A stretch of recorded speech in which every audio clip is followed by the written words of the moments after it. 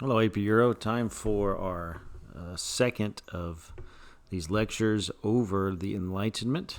This one is called Enlightened Absolutism. If you have your AMSCO book, which I suggest you do, this coincides with topic 4.6. We'll go back and discuss 4.5 and 4.6 a little bit later. And so when we talk about this, remember that we've already seen kind of challenges to absolutism that have begun, right, in the writings of people like Voltaire, in the writings of people like Montesquieu, and even Rousseau to a certain extent. That they're saying that the one person having the total power, right, the power over religion, the power over capital punishment, all those things, right, is perhaps too much power for one individual, and this doesn't really pass the smell test or the test of reason as they're talking about. And so there is, in the middle of the 18th century, a series of rulers who are going to adopt kind of enlightened principles as a way of governing. All right, we call them enlightened absolutists, enlightened monarchs. There's several terms that we use to describe them, enlightened absolutism, right, as you might talk about. So we're going to start with this definition, all right? So you can see it's a form of government in the 18th century in which absolute monarchs will pursue legal, social, and educational reforms inspired by the Enlightenment. Now, one thing I want you to notice, it does not say anywhere about the monarchs, these rulers, giving up any of their authority because of Enlightenment principles. It's that they are going to use reforms, or they're going to initiate reforms based on Enlightenment principles. So legal, social, and educational reforms. Notice there's no political reforms there. All right. What's interesting about these enlightened monarchs, enlightened absolutists, they are in Central and Eastern Europe. Primarily, we're going to be looking at the state of Prussia, the state of Austria, and the Russian monarchy as well.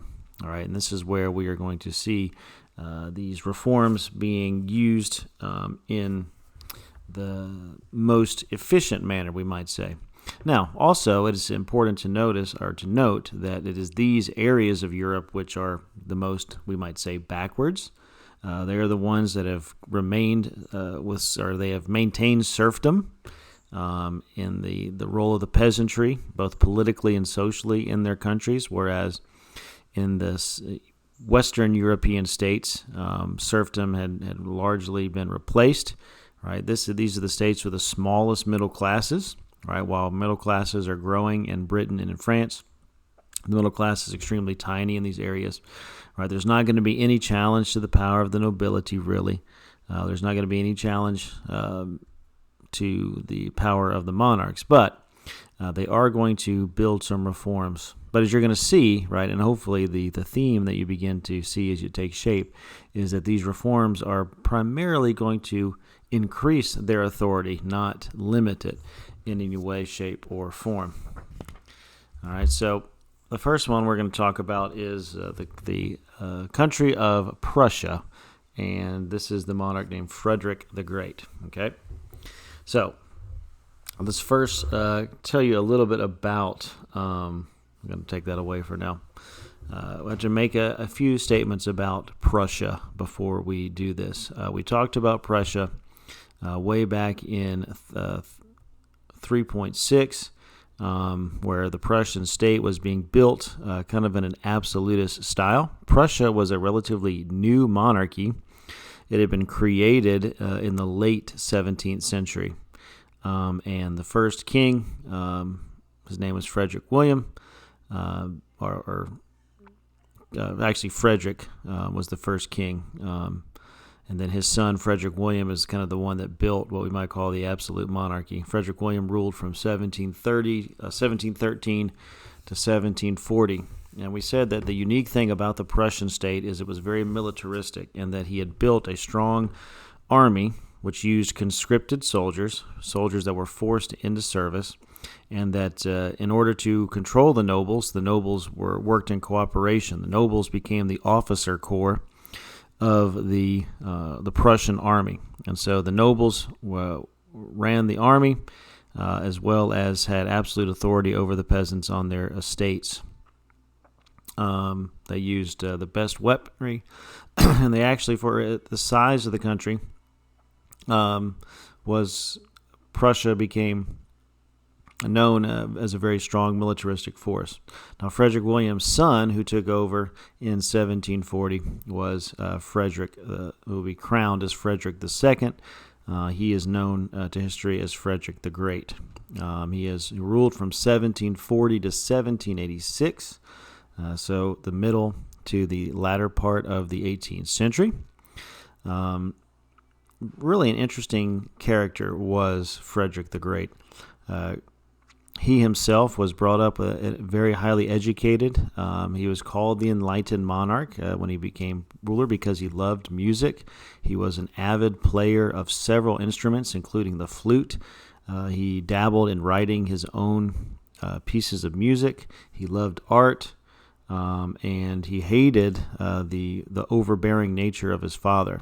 His father forced him into military training, was very strict in his regimen of exercise and education, and so much so that when he was about 14, he wanted to run away. He had a nobleman companion who was his friend, about the same age. They were going to both run away together. The plot was found out. His friend was executed and involved, and his father pretty much made him a virtual prisoner the rest of his teenage years until he came of age. And so he was kind of hardened by this experience, and not surprising that when he became king, he was quick to kind of show his militaristic chops. One of the first things he did upon taking the throne in 1740 is he attacked his closest neighbor, which was Austria, over a disputed territory called Silesia. And this began a period of conflict, which we call War of the Austrian Succession, which eventually Prussia was able to keep this territory of Silesia, which they took from Austria. They also participated in expanding the eastern borders of Prussia by taking land from Poland. So, certainly not a believer necessarily in the balance of power, right? He was militaristic. He was interested in strengthening Prussia by adding land and territory, and was quite successful in doing this. All right. Now, some of these enlightened reforms that he might make, for one, is that when it came to the civil service of Prussia, right now the military is off limits. The military was the province of the nobles. The nobles themselves would be the officers. However, when it came to the civil service, the running of the economy, the collection of taxes, the system of courts of law, those types of things, what we call a bureaucracy, right? He allowed anybody with education and with ability to be promoted through the ranks of service. And so this meant that if you were a merchant or a lawyer or somebody that we might consider middle class, not noble, right, they could move their way up through the civil service organization, right? And so this is kind of a new idea, right? You're not just using birth, you're not just making nobles in these positions, but you are going to hire the most qualified to do it.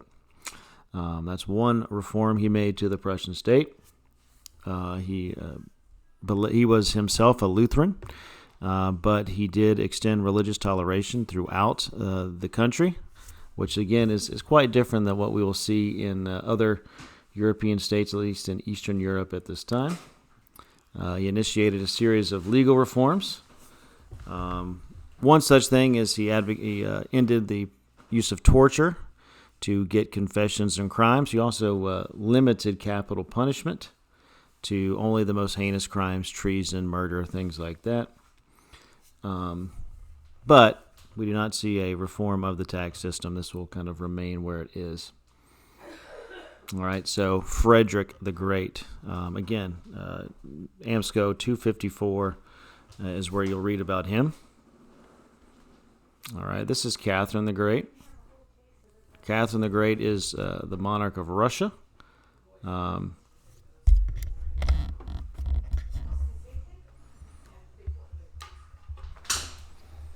story of Catherine the Great becoming Tsarina is quite an interesting story.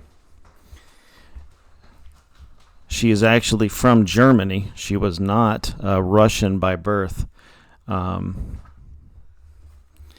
have to see how much we get into the story, but it's really a fascinating story, the story of Catherine the Great. Eventually, she would become the first female ruler of Russia. We use the term Tsarina to describe her.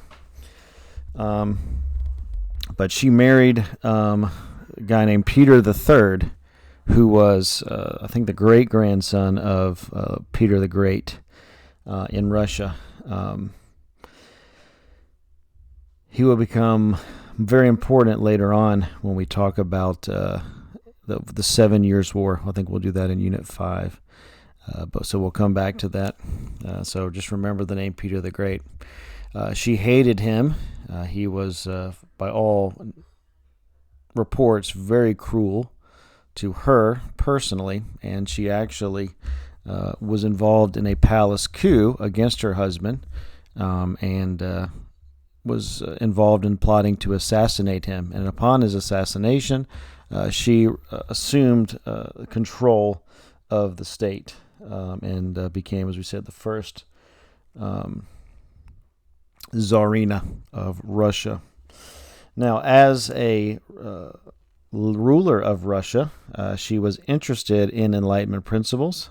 She spoke very good French, had written letters back and forth with Voltaire, was interested in Enlightenment ideas, and discussed them openly, and had them discussed openly at court. However, the actual reforms that took place within the Russian state, other than them talking about Enlightenment ideas, was very limited. There was not much reform that she could do to the state, because the state was so tied up in the control of the nobility, and she could not hope to rule Russia adequately, at least at this point, without the nobles' cooperation. So there's not going to be really many administrative reforms of the state. The serfs will remain serfs. They will be remaining tied to the land and to service. They will not be allowed to move. They will not be allowed to go to school, and will live in relative squalor as they have before.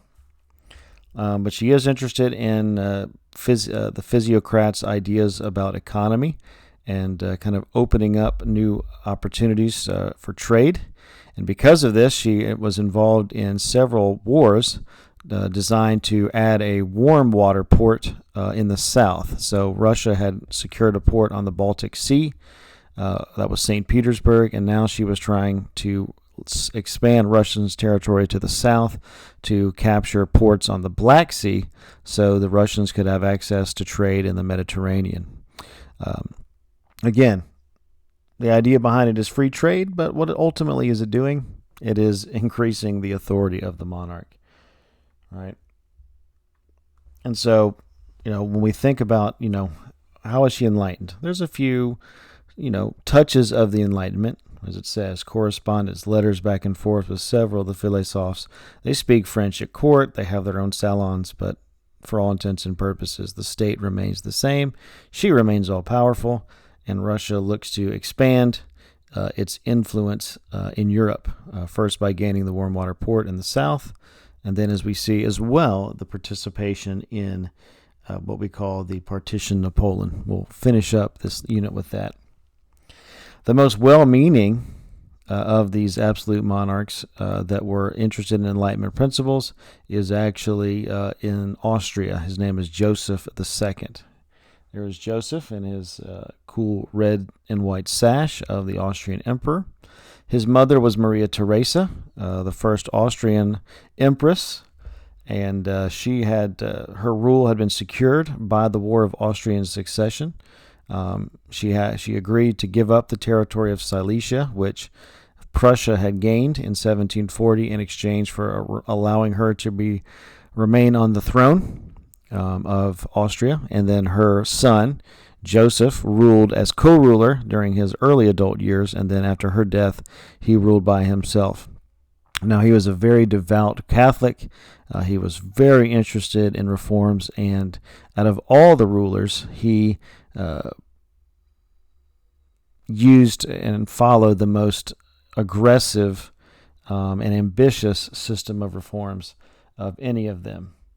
Now, first, as in any ruler wanted to do, he was looking to expand territory. Again, notice the name Poland there. We're going to talk about that.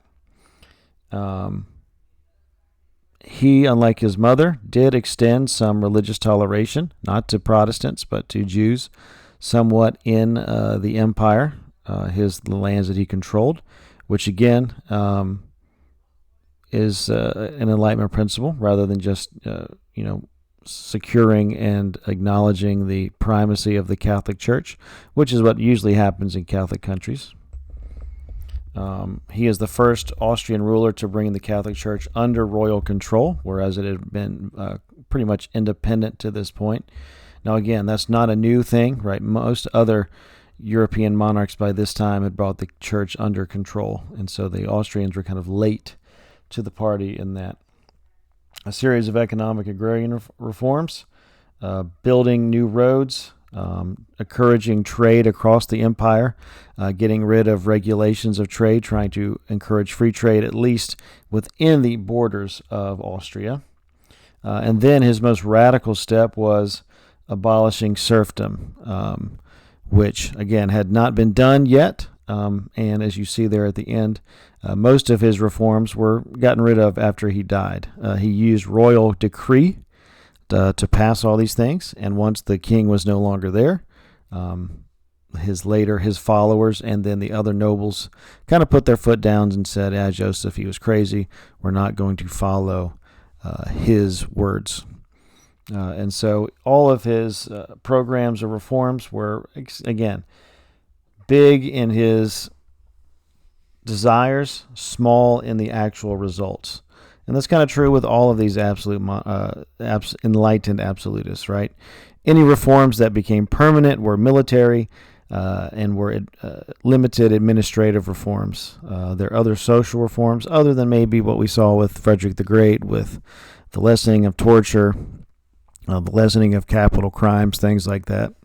But again, these are little peripheral changes, right? There's no change to the makeup of the state. They're not becoming constitutional monarchs. They're not creating parliaments. They're not advocating total free trade, right? These are very, very limited reforms. So to kind of wrap up this idea, so we've already taken this definition, right? A form of government in which absolute monarchs pursued legal, social, and educational reforms. There's one more sentence that we need to add to this to fill in the blanks on enlightened absolutism, and that is this: they instituted administrative reform, religious toleration, and economic development, but they did not propose reforms that would undermine their sovereignty or disrupt the social order.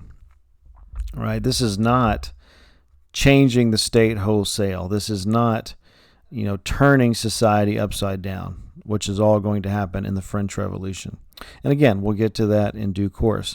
But just understand that these enlightened absolutists, right, they're only nibbling at reforms. Now, they are based on Enlightenment principles, and they are new and changes, true reforms in their respective countries, but they're very limited in their scope, and their effects are not going to be particularly long-lasting. One final point as we finish up with this unit, or this section, is I mentioned several times the partitions of Poland. So these three states that we have been talking about in this short lecture, Prussia, Russia, and Austria, they agreed to gang up on the state of Poland. Now, if you remember, when we talked about constitutionalism and absolutism, we identified Poland as a limited monarchy, right? And the nobles really were the true power in Poland, and the king himself was limited in his authority. This actually hurts Poland in the second half of the 18th century. Because of their weakness, they cannot create an adequate defense, and they've got three powerful monarchies that surround them. So these three powerful states, over a period of about 25 years, they work with each other to effectively remove Poland from the map. And we call this the partitions of Poland. Partition means to split or to take, and so Poland will be split up territorially, there we go, between these three states. So check out this map. So we look here at the left. Here is the first partition of Poland. Right. Notice that this area here is captured or taken by Austria. Right. Prussia takes Silesia, which we've already talked about. They take East Prussia over here. And then you can notice here along this river in the northeastern quadrant of Poland, that land is taken by Russia. Right here in 1793, again, notice this big chunk is taken by Prussia.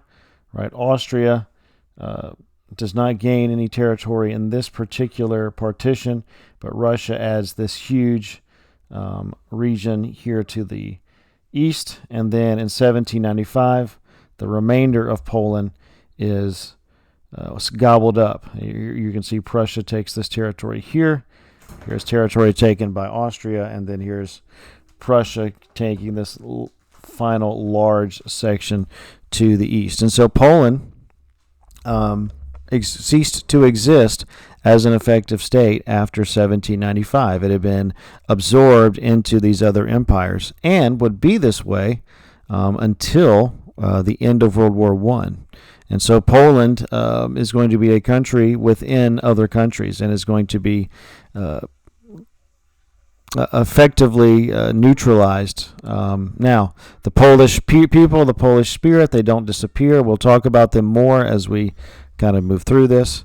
Right? Doesn't seem very enlightened, does it, to just capture territory and make it part of something else, especially when they don't speak the language of the people that are capturing them. But again, that's an important diplomatic shift and swallowing of a country that takes place. We talk about balance of power and coalitions. Here is a coalition that is actually being used to lessen the power of another state and then effectively removing it from the map. So that concludes our Enlightened Absolutism section. Very short, very succinct. If you have any questions, again, please don't hesitate to send me a message, and I will answer the questions to the best of my ability. The remainder of this week, we're going to read about demographic and social change in the 18th century. We're going to take a quick view of 18th century culture, which we'll all set up early next week, our quiz, multiple choice quiz over Unit 4, as we transition into our final unit of the semester, which will be about revolutions, primarily the French Revolution. So again, look forward to talking to you guys soon, and that will wrap up this lecture. Thank you.